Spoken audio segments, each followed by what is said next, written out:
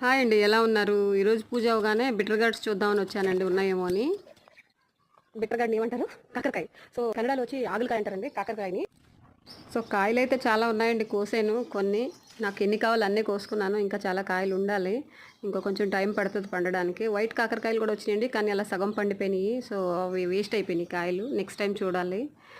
చూడండి ఎంత బాగా వచ్చినాయో ప్రొడక్షన్.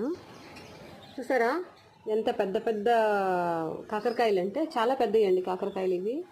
నా దగ్గర యాక్చువల్లీ వైట్ బ్లాక్ రెండు ఉండాలి. సో బ్లాక్ వచ్చేసినాయి కాయలు, ఇంకా వైట్ కాపుకు రాలేదు. సైజ్ రావడానికి రీజన్ ఏంటంటే అండి, లాస్ట్ టైం పాదుకు మొత్తం చీడపట్టేసింది.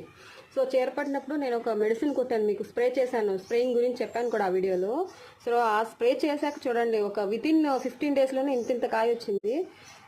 చాలా గ్రేట్ కదండి. మార్కెట్లో కూడా నాకు తెలిసి ఈ క్వాలిటీ దొరకవు, మన క్వాలిటీ దొరకవు. ఇప్పుడే ప్రొడక్షన్ స్టార్ట్ అయింది. మీకు కావాలా కాకరకాయలు చెప్పండి. Thank you, bye.